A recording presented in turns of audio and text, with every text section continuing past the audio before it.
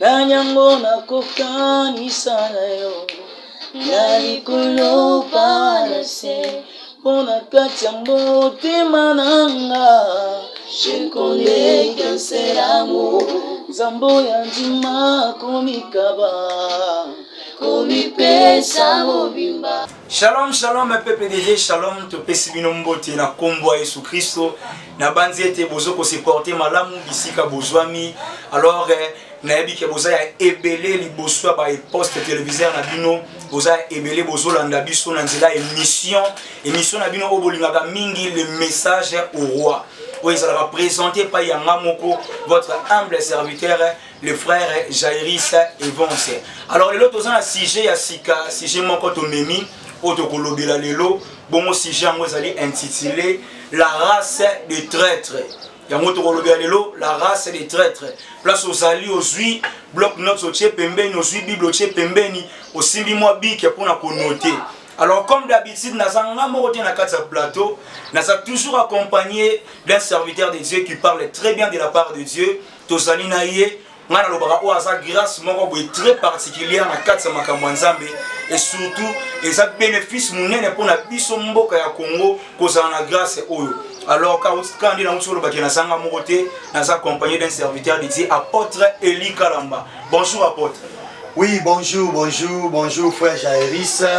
Les grands présentateurs, il y a émission Oyo, naebi ke yondo koka émission Oyo parce que au kota na vision ya message au roi. Zamba pambola yo na pamboli pe balandi na biso ya ASEP TV officiel ba internaute nyonso oyo bolandaka émission na biso message au roi. Tika nzambe alola pambola bino na machine to na bibende kuna na régie tozali komona frère na biso crey nzambe alola pambola yo nzambe azala na bino. Oui, nzambe azala na biso to ça vraiment branché, to ça vraiment la même bain il y a émission à l'élo. Alors place aux alliés ça va vraiment concentré pour capter message à l'élo. Alors apôtre na moni sujet à l'élo to sali kolobela la race des traîtres. Toi qui peux comprendre nini derrière la race des traîtres. Oui, merci beaucoup, merci mon sali Nzambe. Nangaki koyebisa batu ke nous vivons dans un monde où le traîtrisme c'est un esprit oyo ezali ko animer batu ebele.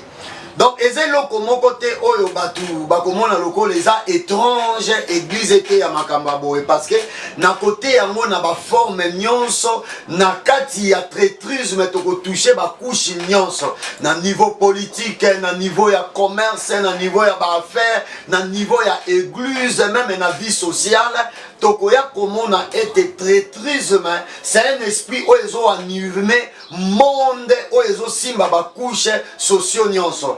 Par exemple, na oyo etali traîtrisme, na kolinga koyebisa batu ete eza na batu misusu ba vivaka na batu, mais balingaka teke a détecter to aza na facilité ko contrôler environnement na ye. Omoni nzamba zo yebisa ndeko na biso Abraham liloba moko na Genèse chapitre 22 verset 15 à 17. Ayebisa Abraham alobi boye. Après avoir Abraham ekosili sa séance ya kotumba mbeka oyo alingaki atumba Isaac comme mbeka nzamba boyi azui oyo ezali brebi apesi ye ayeba na kotumba mbeka. Na sima ye kotumba mbeka nzambe apambolaki Abraham. Na Genèse chapitre 22 verset na yango 15 à 17 alobini alobi ta postérité possédera la porte de ses ennemis. C'est-à-dire mot possédé, c'est-à-dire c'est un mot contrôlé, c'est-à-dire ta postérité contrôlera la porte de ses ennemis. Oui, batu ebele ba bagate na mystère ya spiritualité. Ebele ya batu ba monaka ke l'homme le plus fort c'est celui qui combat. Oh non. Tu peux combattre aujourd'hui, tu combats demain. Mais demain, le lendemain, tu seras fatigué.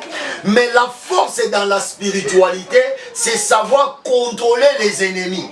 Vous comprenez? C'est-à-dire, batebele bazo vanda na batu, mutu wana azalaka traître ma contrôlaka ye taye bakate ke mutu na vivaka na ye azalaka traître. Mutu ndenge eza azozela occasion ya kotrahir na po traître ata opesi ye nyonso mutu aza na esprit ya traîtrisme. Ata opesi poste na niveau politique. Ata opesi mbongo. Ata aza mwasi to mobali na yo. Opesi ba besoin na ye nyonso. Soki kati na ye traîtrisme ezali, c'est-à-dire l'esprit de la trahison. Eza kati na ye. Mukola kozwa occasion à trahir yo. C'est pour cela que Nzamba zoloba ta postérité possédera la porte de ses ennemis.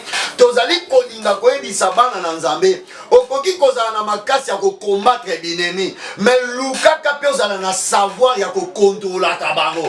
Omoni Jésus a vivant na sécurité sur la terre. Pourquoi? Parce que sur autant na Bible, dans Jean chapitre 6 verset 70, Jésus a zolobani.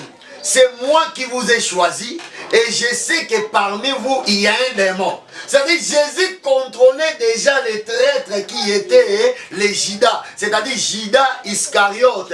Malgré Papa Mekotambolana Yesu, Yesu a dit que Mouton Nazanaye, c'est un traître. Et un jour, à saisir l'opportunité, selon la volonté de Dieu, pour nous trahir. Au monde, par exemple, avant la zone selon Maloba, token dans le monde politique. Que dirons-nous concernant l'histoire de Alassane Ouattara na oyo tozali kobenga Gbagbo? Oya komona ke selon batune babetaka histoire okomona Gbagbo nde abenda Alassane Ouattara na politique, c'est-à-dire ye mutu ayeda ye. Mais la finalité nango Alassane Ouattara salani a trahisa Gbagbo. Donc par exemple dans l'histoire on a Thomas Sankara na Blaise Compaoré. Blaise Compaoré azalaki mwana oyo Thomas Sankara zo encadré.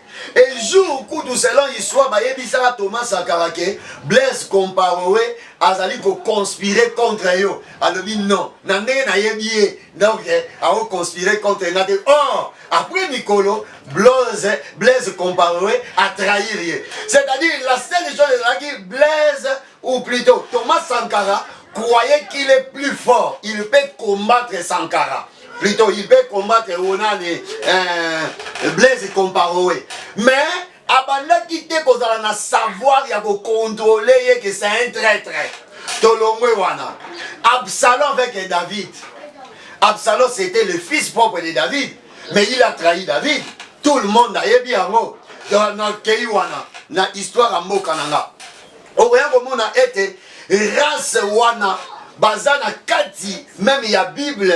Oh makamo Bible lobi et sengeli biso bana nzambe biso basali nzambe neti na message au roi to touchaka ba couche ya koyebisa montu ke tu ne peux pas être entouré de gens que tu ne connais pas, de gens que tu ne maîtrises pas. Un leader a maîtrisé kabatu oh bazo poussa na pembeni na ayebi que celui-là c'est un traître, celui-là c'est un médisant, celui-là c'est un kalikolobela, c'est-à-dire l'esprit a traîtrisme.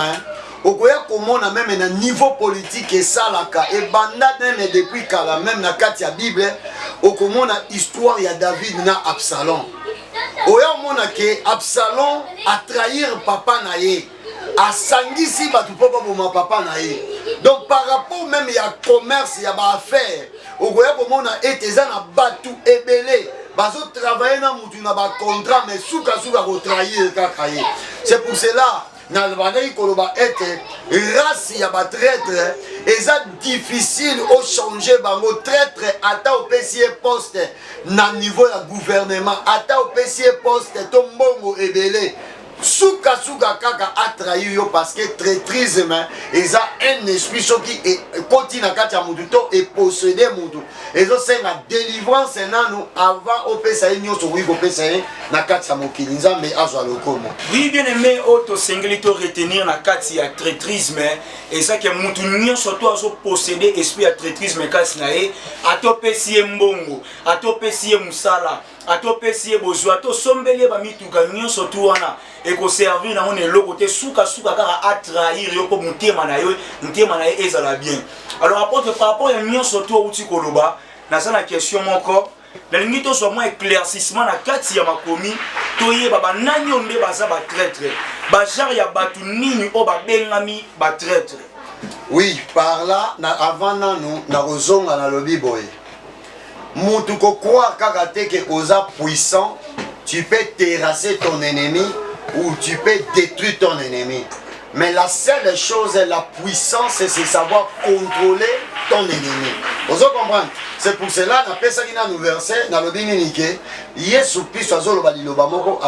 c'est moi qui vous ai choisi et je sais que parmi vous, il y a un démon.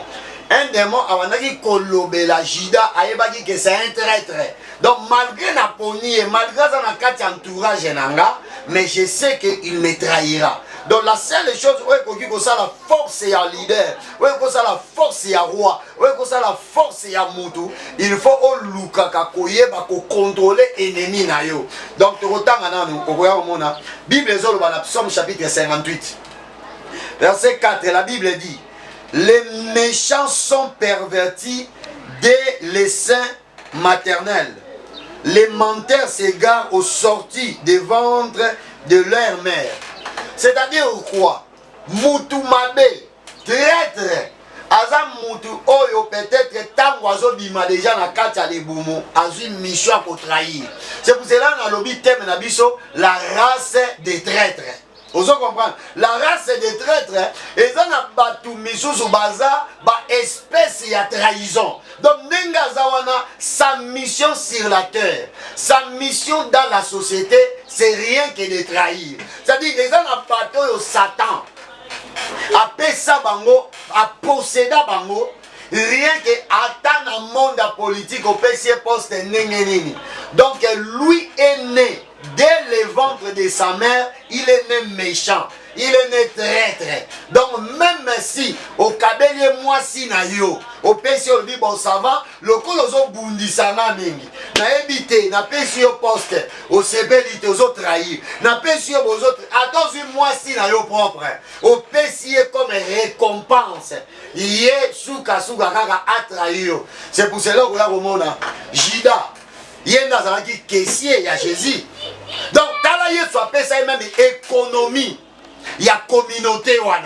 Ndenge babandaki kotambola, Jida zalaki na économie nyonso ya Jésus. C'est lui qui gardait le budget de Jésus ou de leur communauté. Mais souka, talanga numbongo bakendaki kopesa ye, eza inférieur ya oyo ye asimbaka, oyo ye asalaka nango. Tala ndenge ake kotrahi Yesu rien que na 3 pièces ya argent. Donc eloko moko ezangi tina na kopesa lisusu verset parce que nalingi na kota 1 Samuel na banina nous 1 Samuel chapitre 22 verset 7 à 15. 1 Samuel chapitre 22. La race des traîtres. C'est pour cela yo mutozo landanga ma soeur, mon frère. Naningina ye biso eloko moko lukaka o comprendre entourage na yo. Lukaka o comprendre banani baza pembeni na yo. Lukaka oye banani oyo zo coopérer na bango sino okozala trahi pe oko regretter okomona comme si kenzamba lingi yo te mais yo ndo zala ki distrait. 1 Samuel chapitre 22 verset 7 à 15, je lis la parole de Dieu. Et Saïl dit à ses serviteurs qui se tenaient près de lui: écoutez, Benjamite, le fils d'Isaïe, vous donnera-t-il à tous des champs, des vignes? Fera-t-il de vous tous des chefs de 1000 et des chefs de 100? Sinon, pourquoi avez-vous tous conspiré contre moi? Il n'y a-t-il personne qui m'informe de l'alliance de mon fils avec le fils d'Isaïe? Pourquoi n'y a-t-il personne de vous qui souffre à mon sujet, qui m'avertisse que mon fils a soulevé mon serviteur contre moi, afin qu'il me dresse des ambitions comme il le fait aujourd'hui? 9. Doeg. Bokanga bien Doeg, ne na ko expliquer pour la mutu oyo Doeg. Doeg l'édomite, qui se trouvait aussi parmi les serviteurs de Saül, répondit: j'ai vu le fils d'Isaïe venir à Nob auprès d'Achimelech, fils d'Abishut. Achimelech a consulté pour lui l'Éternel et il lui a donné de vivre et leur a remis le paix de Goliath, le Philistin plutôt. Le roi envoya chercher Achimelech, fils d'Achitub, les sacrificateurs et toute la maison de son père. Les sacrificateurs qui étaient à Nob, ils se rendirent tous vers le roi. Saül lui dit, écoutez, fils d'Achitub. Il répondit, mais voici mon Seigneur. Nasukiwana. Ce qui ont dit au voyage au monde, Doeg akendaki retraite na temple, c'est-à-dire azalaki pembeni ya Achimelech. Achimelech azas grand sacrificateur oyo azalaki ko garder na ba époque wana alliance ya Nzambe pona consultation ya Nzambe na batu nyonso bazoluka Nzambe asalela bango. Mais ndeko wana aiko kota pénétrer na kati ya assemblée, a pénétrer na kati ya temple. A pénétrer pourquoi? Azalaki moko ya service ya renseignement. Mais aiko kota na kati ya église, aiko découvrir secret oyo ndenge mosala Nzambe azoyamba batu. Et mosala Nzambe amoni comme si que Doeg ayaki kosala prière, or c'est un traître. Donc tala mutu a pénétré même na kati ya ceinture ya sacerdoce pour ayeba secret ya sacerdoce a trahir. Bible ezoloba ke tangu Saül abandaki koluka ba information sur David, azoluka ba information sur son fils Jonathan.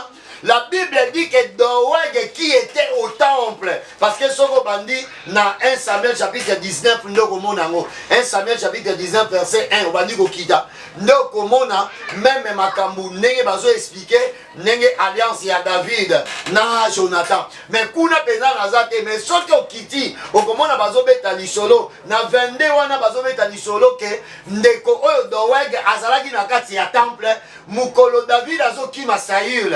Tangu David a s'échappé na liwa, kokenda zo kende, ayoka kinzala, pe azalaki na vivre te na biloko akoliate. Le kola ba vivre na esilaki, a kesiko na temple, kokende kosolana souverain sacrificateur. Et tangu ake kosolana Achitophel, Bible ezoloba nini ke non, Achimelech plutôt. Tangu ake kosolola, makambo nyonso bazo sala oke traître azalaki. Traître ango komone Doeg. So Doeg esali ke tangu Saül a komi koluka ba information, la Bible dit que ndeko oya Achimelech a considéré comme un enfant de Dieu qui est venu prier. Or c'était un traître. Nde aye ko dévoiler que je vis David consulter Dieu auprès de Achimelech. Tangu akendaki ko consulter Nzambe, a consulter Nzambe pour na ye pe azui lisusu épée. Il y a Goliath et le Philistin, après ça que donc a armaquillé. La Bible dit, Babengisi, Nekowana, Achimelech, tant wayena famille na mobimba balobi ke baboma bango. Baboma bango pourquoi? Ye azo sambela, aza na kati ya temple, mazo ye bate, koyeba na ko contrôler bateau, baza tout autour na ye na kati ya temple. C'est pour cela, au moins même dans le monde politique. Ba leader rebelle bazo zala trahi, ba leader rebelle bazo kufa parce que mystère ya ko contrôler ba bateau bango ba okamba ezate. C'est pour cela Bible ezoloba nini? Bible ezali koloba connais très bien tes brebis. Proverbe chapitre 27 verset 23. Luka oye ba subalterne na yo. So il a le brebis, autrement dit ba subalterne, c'est-à-dire bateau yo zo diriger. Ce qui oyebi bangote, yokanan, est-ce qu'on dit que mokili oyo, tout le monde a son propre traître. C'est pour cela yoka, tout le monde a son propre traître. Et nous on va dire, moutounion soit dans la traître naïe. Et le sifio mata ba otrayer yo. Traître aza muto awuta musikate. Azana muto azana environnement na yo aza pembeli na yo. Mais ce qui oyebi ko contrôler ye. Aux en avance. C'est pour cela là au moins c'est pour le sang à Jésus. Azé bisa Pierre a dit tu es Pierre. sur toi je bâtirai mon église, dont les portes de l'enfer ne prévaudront point contre elle. C'est-à-dire, les portes de l'enfer n'auront jamais l'avantage sur toi. C'est à toi de les contrôler. C'est pour cela, Nzamba yebisaki Abraham alobi que ta postérité possédera la porte de ses ennemis. La porte de ses ennemis, c'est-à-dire, oh les anda kwa binemi na yo yo telemi na porte. Ozoeba nanya bimi, nanya koti, balambi nini balie nini. Mais le komaga, Satan nazo contrôler bana nzambe bazo solola nini, balie nini, balambi nini, boiso projeter nini. On est biso de contrôler bango parce que celui qui contrôle est plus fort que celui qu'on contrôle. Amen. Nzamba zwa lokumu. Oui, nzamba zwa lokumu, nzamba zwa vraiment lokumu. Beni me phase sérieux solanda biso. Tala be éclairage yango zo bima na nzela ya musali ya nzambe. Oyeba na ko contrôler banani ozalaka na bango. Yo vanda na banani.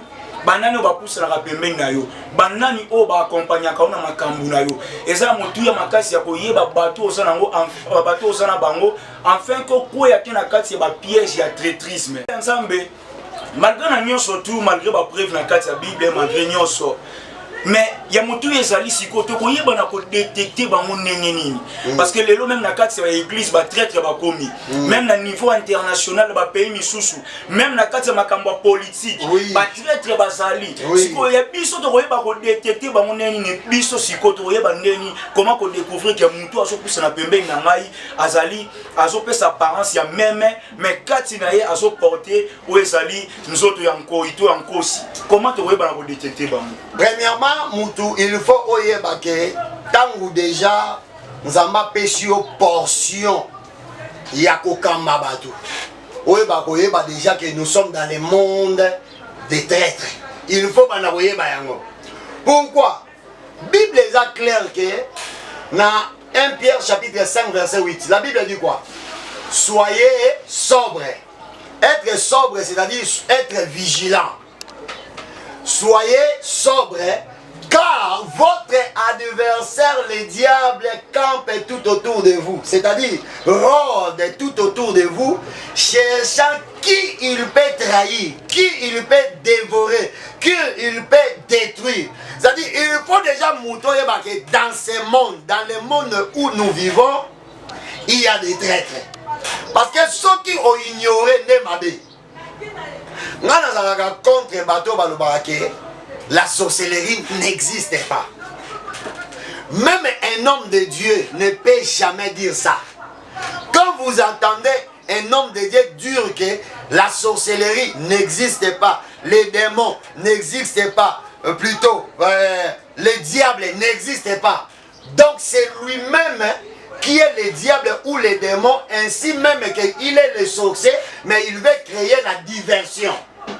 C'est-à-dire, un véritable homme de Dieu doit reconnaître qu'il y a sorcellerie existe. On comprend? Pour s'échapper, premièrement, il y a que bazali. Ce qui ont maintenant, c'est par là que je parle de la force de la révélation. On comprend? Il faut yo oluka révélation ya bateau yozo kamba. Et là quand te bateau ba o kamba ba luka révélation na yo na ningi na ye basoki pasteur waza ya nzambe. Comment bango ba linga ba ye basoki yo pasteur waza ya nzambe mais yozo linga koyeba te parmi ba brebis na yo o linga koyeba te banani oyo baza na kati ya mabe. Par intention, Dieu peut te donner l'esprit de bienveillance, c'est-à-dire une manière de bien contrôler tes ennemis. C'est-à-dire la révélation, c'est le Saint-Esprit qui nous donne la révélation. Tala, nous avons sauter société au Kamba sans qu'il y ait une capacité à contrôler la société. Nous avons sauter une famille, c'est-à-dire la femme, les enfants ou le mari, les enfants, à un foyer. Sans toutefois appeler la capacité à kamba foyer wana. La seule chose est que bébé baza na kata ignorance, baza pe bango moko ko boya ko rejeter connaissance. C'est pour cela la Bible dit. Comme tu as rejeté la connaissance, je rejetterai aussi tes enfants et ta postérité. C'est-à-dire linga oyeba okutana na nzambe webisa nzambe Seigneur, montre-moi dans mon environnement qui est le traître, Vous comprenez? Parce que yoka par exemple, ma sœur, yoka na ebisao. Moto nyonso taza obligé à la ami na yo. Moto nyonso pete na mokili aza obligé à la camarade na yo. Eza na batu misusu il faut bosuka na bango na bonjour. Eza na batu misusu il faut bosuka na bango par exemple na domaine ya classe, c'est-à-dire ami ya école. Bosuki na makambo ya école. Mais boyi ko kota te na makambo ba famille. So ba debele ba yebaka te. Ozomona soka zana mutu, il peut parler de lui de tout sauf rien. Wana skoyo et comme il m'a dit, parce que tu peux exposer ta vie auprès d'un traître ou athée. Par exemple, histoire ya Lumumba na Mobutu ezanene. L'histoire se très baraqué, c'est Mobutu qui avait trahi Lumumba, n'est-ce pas? Donc Kalana nous race wana ya trahison. Et banda Kala. Kadhafi. Qui a trahi Kadhafi? C'est son ami propre. Président Wade. Ozomona. Nauti Kotanga Awa. Thomas Sankara. Na Blaise Compaoré. Natangi Absalom avec David. Natanga Lisuzu Nani. Alassane Ouattara. Na Blaise Compaoré. Vous comprenez? Ça dit quoi? Quand vous avez un message au roi, ma sœur, ami Nayo. Okoki kolobele nyonso te sur ton mari. Mon frère, ami na okoki kolobele nyonso te sur ta femme. Parce que plus ça voyait ma faiblesse, plus ça okoki ko monter coup sur yo, pe arrêter yo parce que yo za na légèreté ba information. Nzambe yazwa lokumu. Nzambe yazwa lokumu. Bien mes frères et sœurs, auto koki ko retenir ya motu ezali ke bato bazali ko s'approcher pa ina biso. Il faut to sala bato luka révélation et pa ya Nzambe. Nzamba yeba na koyebisa biso, atalisa biso banani bazo poussa na pembe na biso afin que to yeba na kokoya te na ba piège na bango. Parce que mutu soka yebi mutu, ayebi o azali akoza na pouvoir, oza na capacité ya ko dompter, akoza na ba capacité ya ko contrôler. Bien-aimé, to sala rapprocher de l'esprit de l'Éternel, to sala rapprocher na Saint-Esprit afin que Saint-Esprit peut s'abisso ba mesé ya ko dompter ba révélation. Oui. To luka ba révélation dans la Saint-Esprit pour to dompter bato bazala pembe na biso.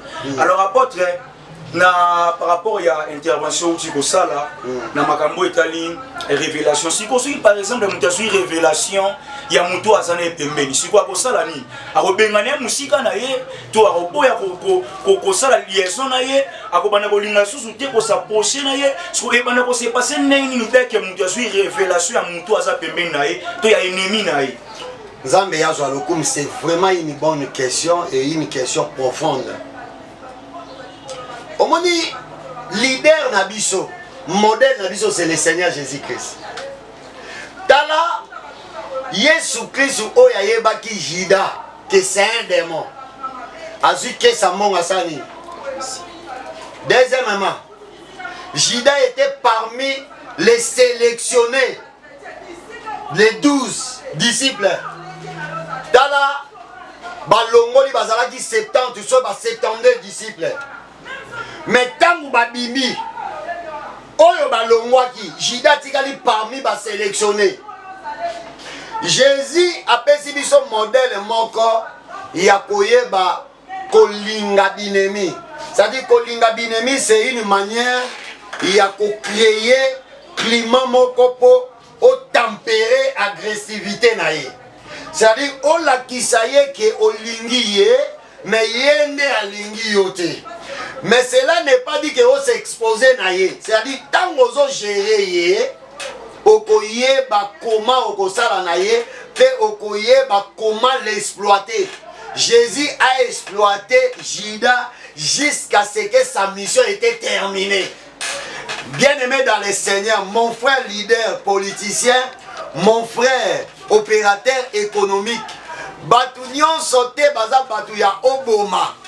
Batu misu seza, il suffit oyebi capacité à nuisance naye okomi ko gérer yesikoyo.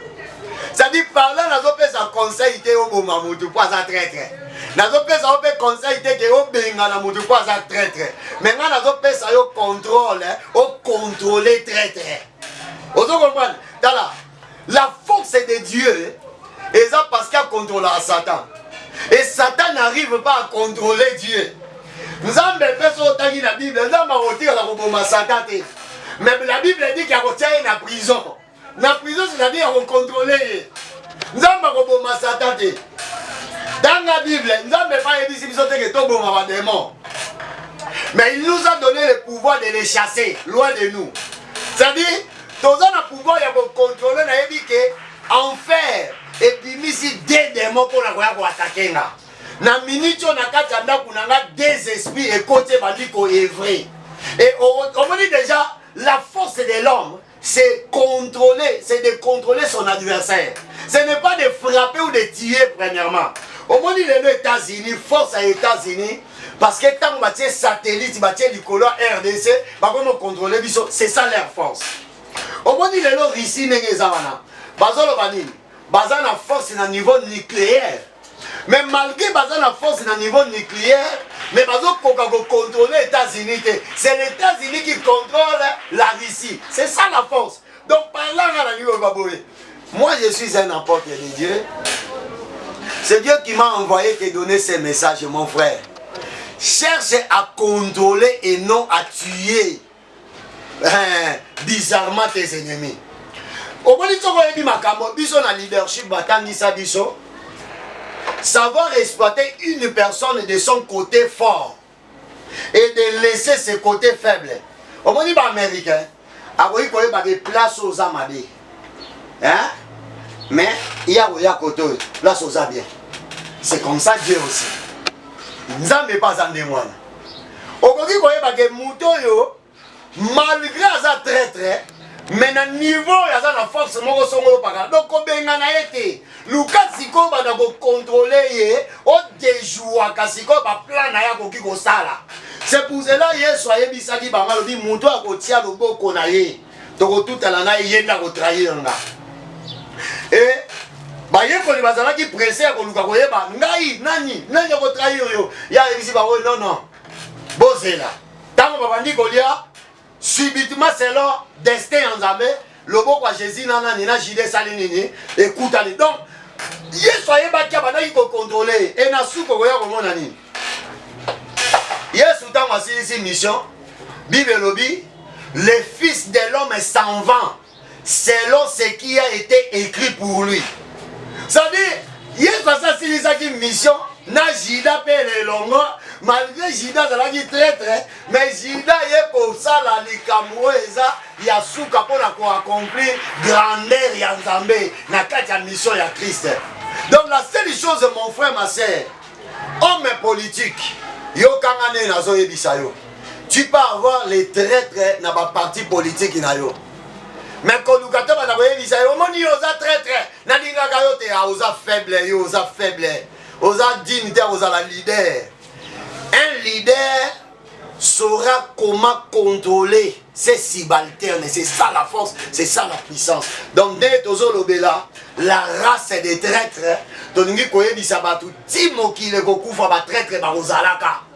il y aura personne qui va exterminer tous les traîtres. Na politique bazali, na ba église bazali, na ba commerçant bazali, baza partout tokoya pour expliquer moi-même la carte de la Bible. Donc c'est ça la puissance de la révélation. Donc Nimagito révélé dans le message au roi les traîtrises, l'esprit des traîtres. Si mbongo, atope si même moi si na yo, atope si na nyonso akotrahir yo kaka nzambe ya zwa lokumu. Oui, nzamba zwa lokumu to komi pratiquement na fin ya émission na biso, to komi na suka émission. Vraiment bozala qui a ebele bolanga ki biso to pesi bino merci mingi. Merci pour la confiance au bozo si gâté mikolonio so ko pesa biso. Merci pour la fidélité na bino, merci pour la disponibilité na bino. Alors on a topé ça apôtre Eli Kalamba, mot de la fin pour na to chité to ça la conclusion émission. Oui, mot de la fin ezali ke balani na biso ya ASEP TV officiel. Nzamba lola pamola bino nazo senga na bino eloko moko. Nous avons besoin d'abonner parce que tant que nous avons biso et belé bazo bika et belé bazo comprendre les na kotambo na kati ya mokili oyo. Bo partager la vidéo ndeko. Tant que vous avez partagé tant na 10 personnes, tant na 5 personnes. Oyo pas partager na 10 personnes, 5 personnes et vous allez malamu. Bo tia ba j'aime, bo tia pe, oyo bo s'abonner et belé vous allez malamu mingi. Nzambe alola pambola bino na pamboli Assemblée évangélique éternelle paix oyo biso tozali kokamba. Nzambe pambola na basali nyonso na pamboli frère Jairis na pamboli frère Cray. Nzambe alola pambola bino. Oui, Nzambe alola pambola biso tokutani prochainement. Bye bye.